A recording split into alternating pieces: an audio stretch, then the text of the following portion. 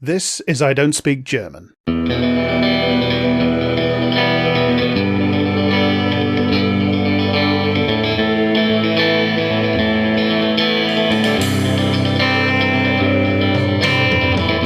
Jack Graham, he, him, and in this podcast I talk to my friend Daniel Harper, also he, him, who spent years tracking the far right in their safe spaces. In this show we talk about them and about the wider reactionary forces feeding them and feeding off them. Be warned, this is difficult subject matter. Content warnings always apply.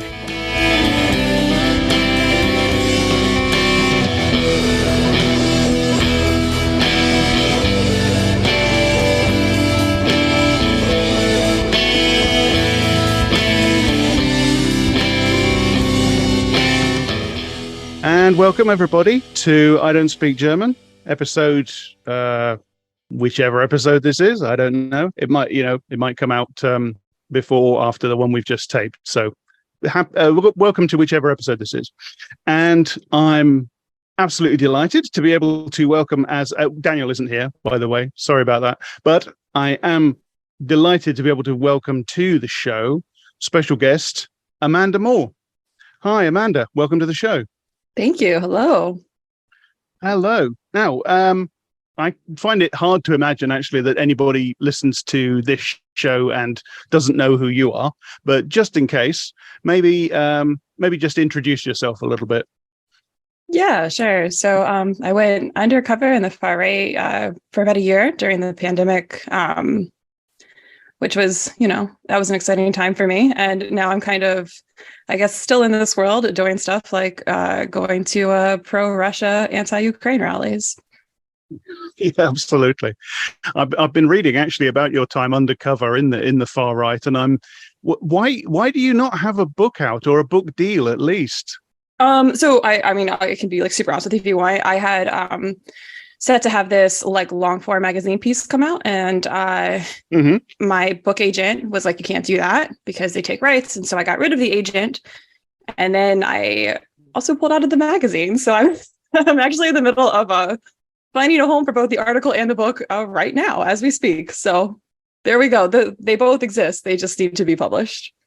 Good, absolutely. I hope it happens because, as I say, I've been reading about your time as a sleeper agent within the far right, and reading the piece on Mother Jones, etc. And fascinating, amazing story with lots of appearances by all sorts of people that our listeners will know. Oh yeah, all the best people. All the best people, yeah. So we need the full lowdown on that at some point. So that'll be great when that happens. Okay, so what you're actually coming on the show to talk about is the recent Rage Against the War Machine rally, which was held in Washington D.C., and that's a notionally anti-war, I suppose, rally. It looked more like a concert in many respects, a gathering, shall we say. So perhaps introduce that a little bit, talk a little bit about that. Yeah. So the rally, the rally as it existed was a disaster, but I guess the lead up to it was kind of a disaster too. It was never a pro-peace or anti-war rally. It's kind of always been a very pro-Russia rally. And, I tend to agree that pro-peace, I feel like it's probably not great for Ukraine if we are not involved in any capacity in the war. And so I think that there's an argument to be made that maybe even if it had been genuine, the outcome might end up being the same for Ukraine, which is possible. But this was just overtly pro-Russia. Russian flags waving around, speakers that are on Kremlin payroll that make numerous appearances in RT, and people like Jackson Hinkle who openly say that being, pro-Russia is the only way to go. Yeah, it was kind of. I can't pretend to have watched the whole thing, but and obviously I wasn't there, but it was quite startling how openly pro-Russia it was. There was a heavy element of just mask off about the whole thing. Yeah, as you yeah. say, Russian flags. I think that they were brought along by good old Caleb Maupin and his CPI, for which I think he's apologized for that and then also defended it. So Yeah. he's on form. Yeah, yeah. It was funny too because Max Blumenthal, Grayzone, was the first speaker, and while he's up there, you could see the Russian flags behind him while he's talking, and the guy next to me just got super pissed. He's like, "Ugh, why are they letting them wave these Russian flags around?" And I mean, this was a genuine like protester. He was really there because he believed in the message, but he's like, it's bad optics. And everyone around him was like, what's wrong with you? You don't like Russia? And it's like, oh my gosh, like you can't even win the optics war here, guys. Like at least pretend to try. Yeah, it's I'm an old anti-war marcher myself. I was on the anti-war march in 2003 against the invasion of Iraq. I've been on many demonstrations against war, and it's horrible. It genuinely is horrible to watch this cause that I've always associated myself with be hijacked, because I mean it was always the accusation, that for instance with the Iraq War one, you're defending Saddam, etc. And I'm not defending the politics of the march organizers as absolutely perfect, but certainly I never saw or heard anything like that on the ground in the march from people defending the regime of Saddam Hussein or defending the regime of Slobodan Milosevic or anything like that. And yet here we are. Yeah. Yeah. It is.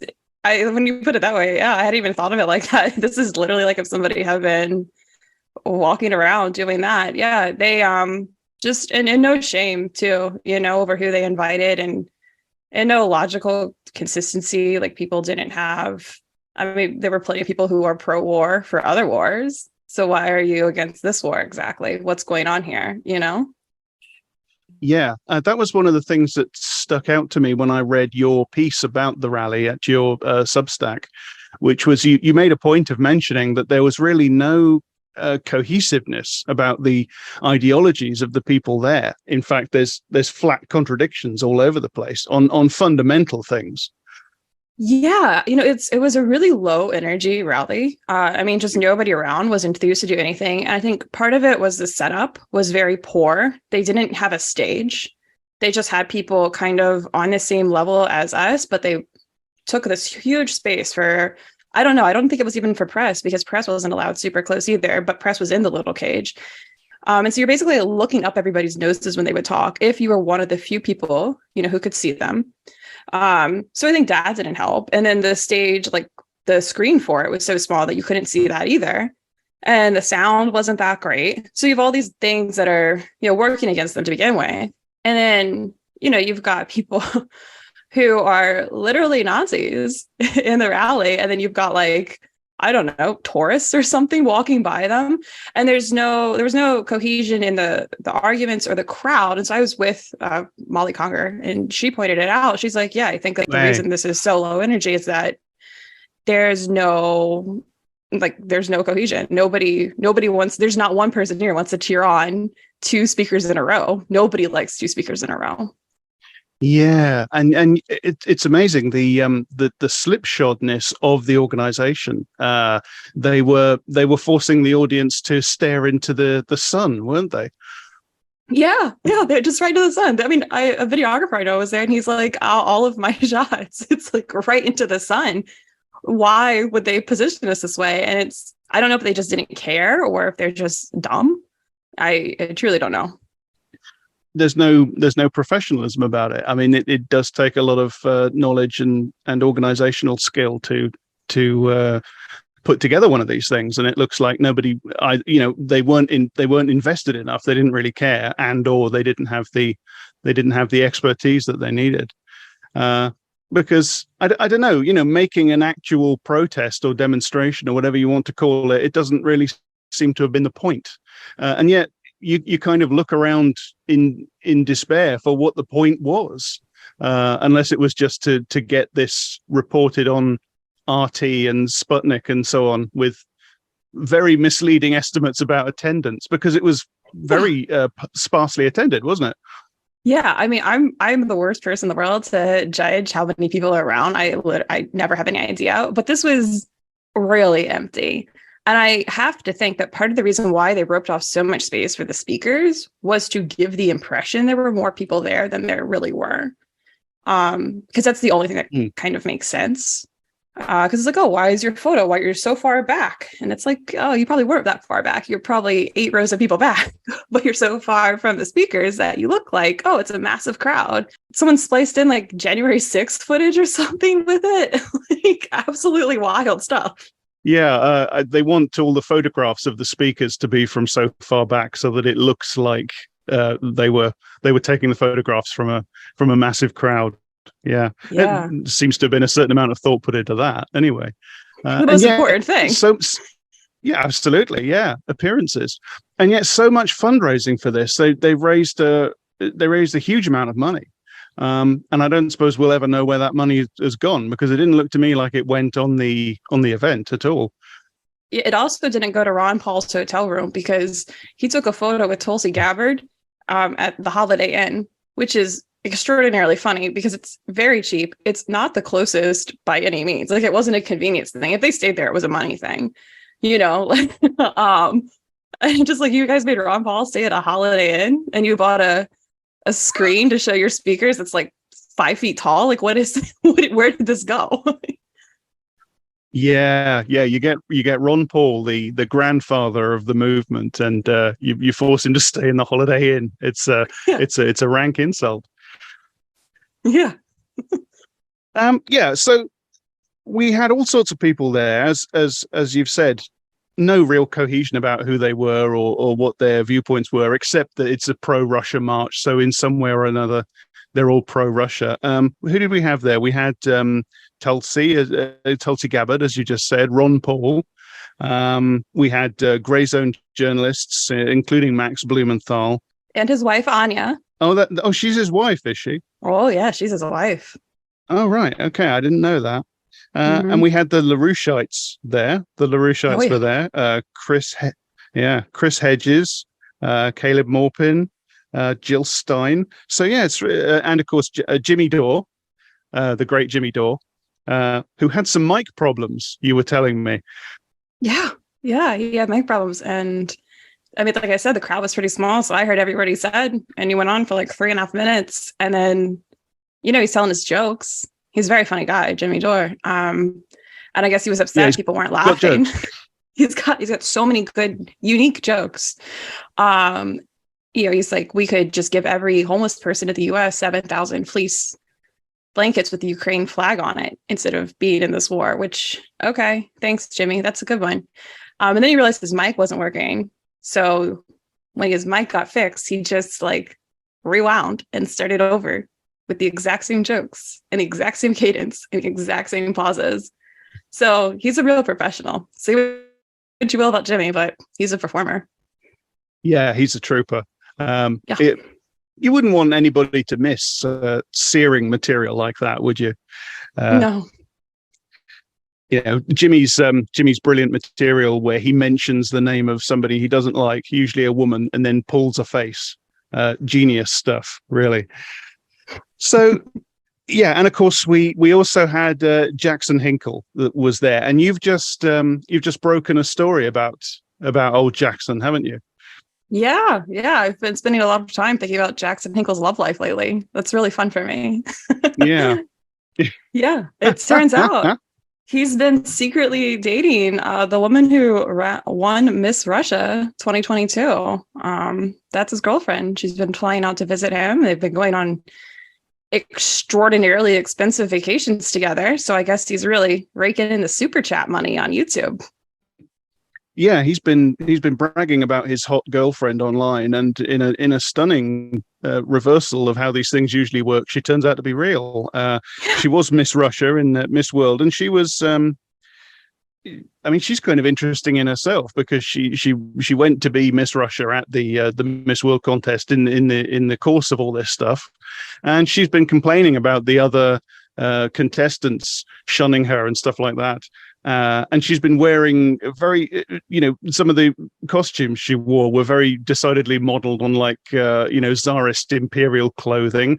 And then she's complaining that Miss Ukraine doesn't want to have photographs taken with her, which it looks like she was trying to do for propaganda purposes. Yeah, imagine that. I can't believe she would do that. So yeah, Jackson Hinkle was there. And who else did we have? We had Matt Heimbach. Yeah, he was there. That was great. It was really, I feel like if I went to speak at a rally and I really believed in peace and a guy who had organized Unite the Right was in the crowd and he was being welcomed, I would probably be like, hey, I'm not going to give my speech until someone makes him leave. But, I'm no Tulsi Gabbard. What do I know? or Jimmy Dore, always a trooper under any conditions. Yeah, he was there waving a hammer and sickle flag, which is kind of bizarre, but I suppose that's just him trying to do his third position thing.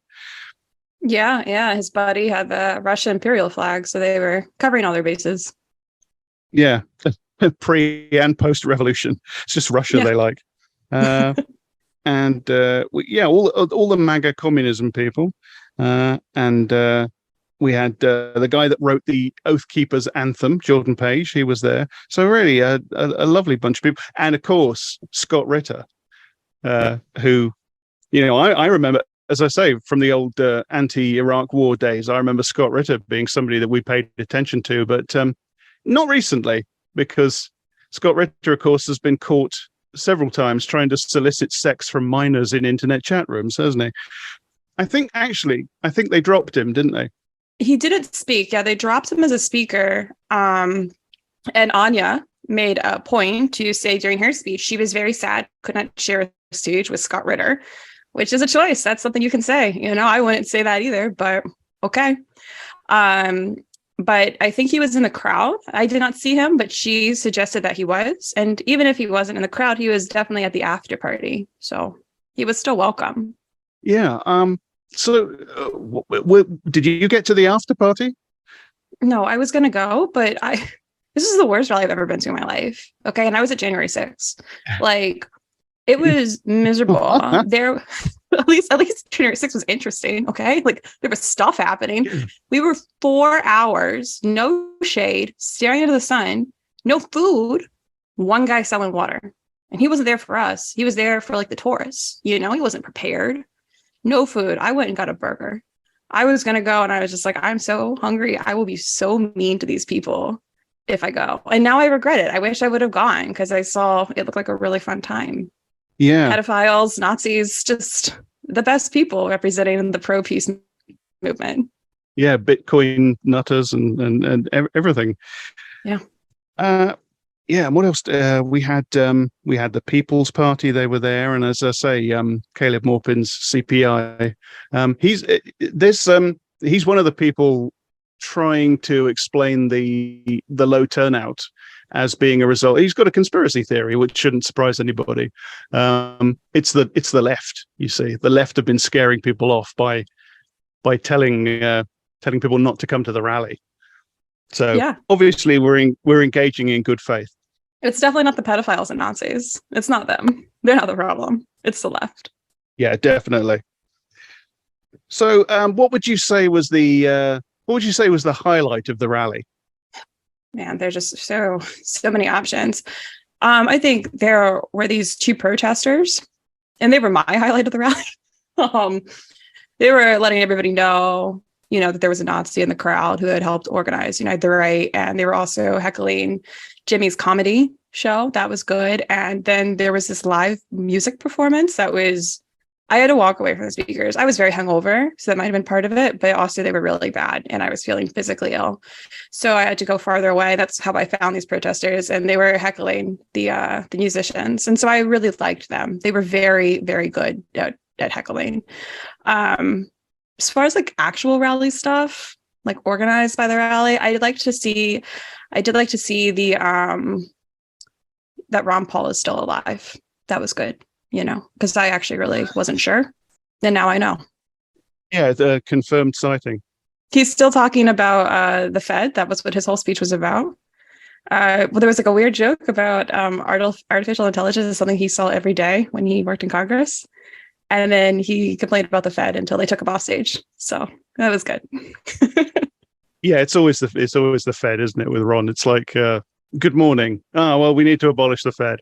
At least that joke, it doesn't really work, but it's still better than anything I've heard from Jimmy Dore. So, you know what Jimmy Dore did? That's really weird. And I meant to message you about this before. It's in the article I wrote, but he mentioned that in Las Vegas, the Black Panthers and KKK like held hands and marched and got Medicare welfare payments or something. And everybody like lost their mind. Like that was a moment where everybody was like, yeah. And I'm like, oh, this is weird that we're applauding the KKK, but okay. But also when I Googled that, it doesn't exist except for like one YouTube video. So I don't know how Jimmy found out about this because I don't really know much. The only thing I really know about Jimmy Dore is like from you. So I don't know what his media consumption is like, but he definitely just told a bunch of people this probably fabricated story that he heard in one YouTube video one time. So that's great. It's interesting that got a big cheer. That indicates something about the audience, that they're very into the idea of this red-brown coalition. It does seem that way. Yeah. I think Jimmy is probably thinking of something that he's talked about before, which is his version of it is that Fred Hampton and the Black Panthers teamed up with the Nazis. And it was a group called the Young Patriots. It was a classic sort of in his telling, it's a classic left and right team up. It's the old red-brown thing that he's constantly pushing. Why don't the left and right unite against the elite and the globalists, etc. And he's got a grotesquely inaccurate account of something that did actually happen with the Black Panthers teaming up with the Young Patriots, the Rainbow Coalition, and all that. But the way he tells it, it's like the Black Panthers just said, "Well, in the interest of unity against the elite, we will not worry about the fact that these people are nuts." And it wasn't like that at all. The Young Patriots were not a Nazi group or a white supremacist group.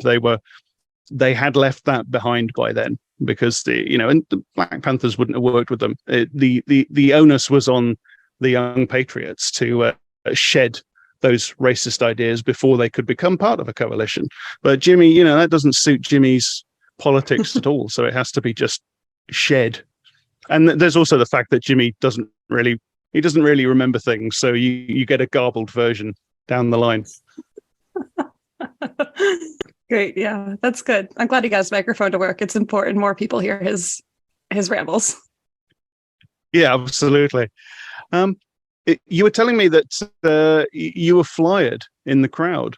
Yeah, by this really great group of people. Actually, the flyer here.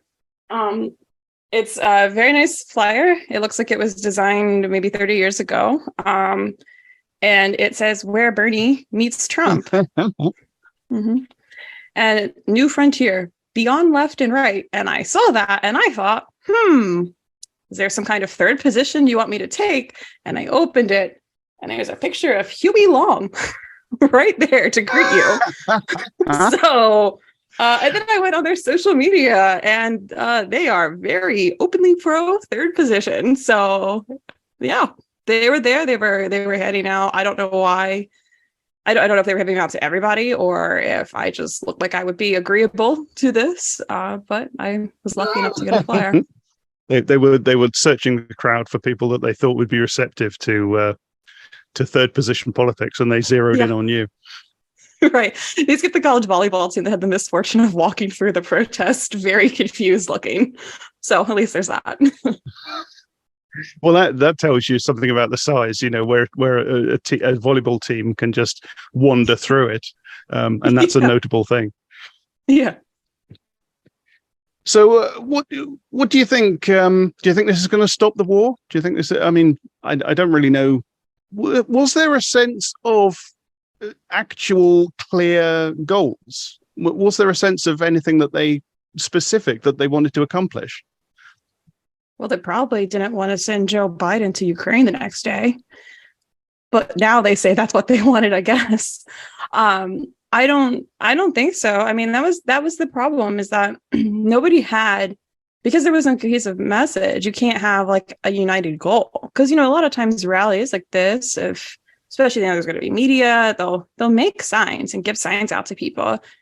And they didn't do that. So the Larouchites got to like dominate because they had flyers and hoodies and all this stuff. But yeah, I mean, as far as I know, I mean, it really seemed like the goal is just getting Ukraine to surrender. I mean, that seems to be it. Well, you know, somebody get footage of the rally to Zelensky, you know, because obviously he needs to see this. Yeah, Miss Russia's boyfriend. Well, if that doesn't persuade him, nothing will. Yeah. One of the things that really strikes me about this supposed anti-war movement with regards to Russia and Ukraine is kind of the way they hallucinate American involvement. They constantly talk about this as if it's still 2003 and we're looking at an imminent American invasion, which of course that's not happening. It's they're just hallucinating that. If they're living in the past, Scott Ritter hadn't been to prison yet. So that would make some sense, actually, if everybody is just under some weird like mind control, stuck 20 years ago.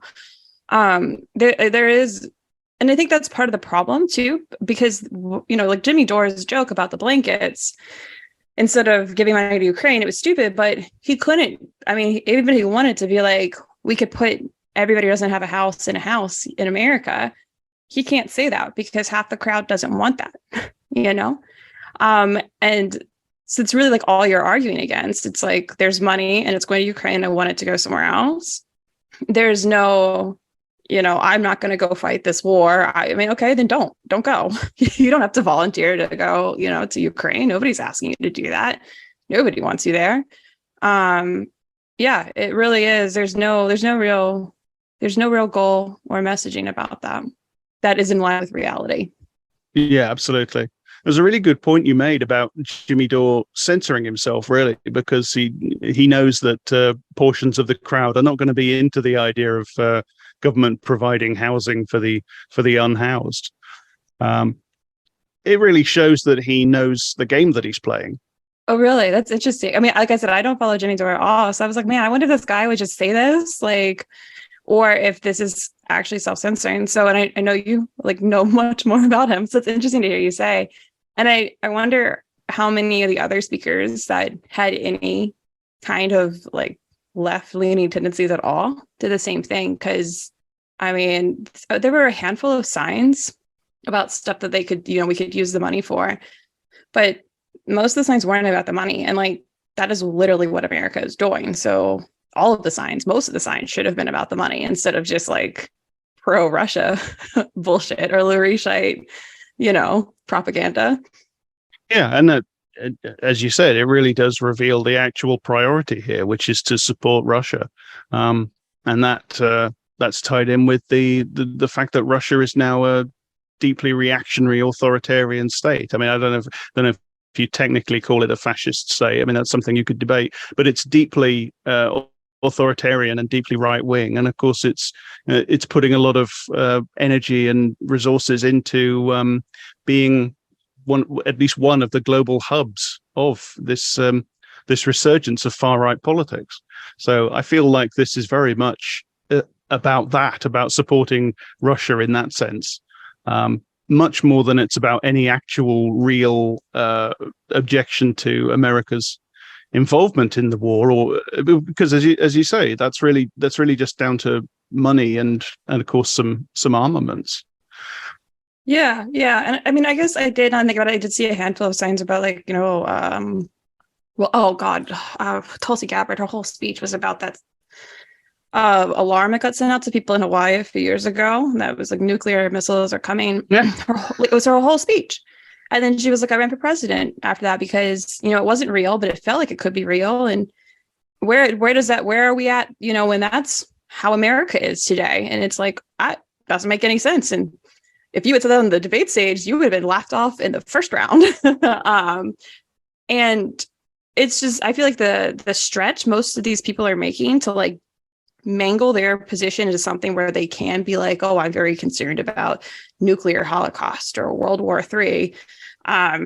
It's not, they're really doing a lot of mental gymnastics to get there. And I think having someone who's a lieutenant colonel in the army, like Tulsi Gabbard speak, is pretty disingenuous because she's very hawkish and supports a lot of organizations and policies that are very hawkish. And so, yeah, I mean, it's just hard to take anyone seriously about World War III and nuclear holocaust imminent when you are, giving credence to people who are in the military and letting them talk at your event.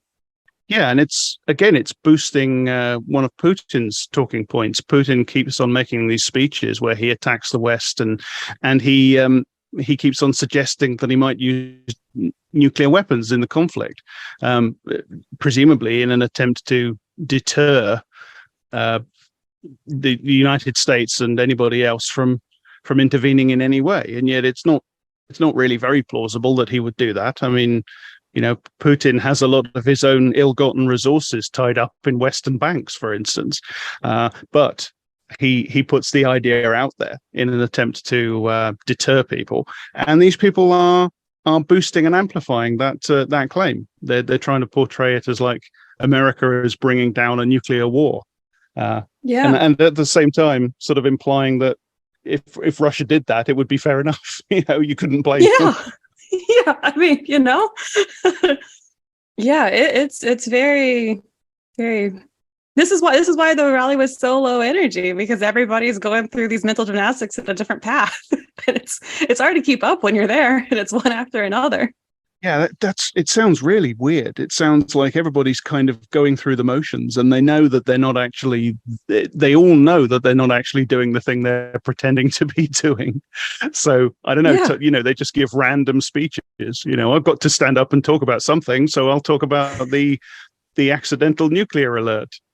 Yeah. Why not? The Fed. Why not? Who cares? It's whatever. Yeah. Okay. Well, that was a great chat. Thank you very much. That was a lot of fun. Thanks for coming on the show. Yeah, thanks for having me. And very welcome to come back anytime if you want to. And I'd love to talk to you about your time undercover in the far right. So maybe we'll do that sometime. Yeah. Okay. So where can people find you online, just in case they don't already know? I am No Turtle Soup 17 on every platform: Twitter, Substack, Facebook, Mastodon, Tumblr, Instagram, TikTok, everything. Nobody can impersonate me. I took up all the No Turtle Soup 17s there are. Excellent. And what's next for you? What are you doing next? I gotta get this damn article published. So I've got that, but then I'm also going to CPAC next week to cover that. So that'll be fun. So you're really specializing in weird events at the moment. Yeah.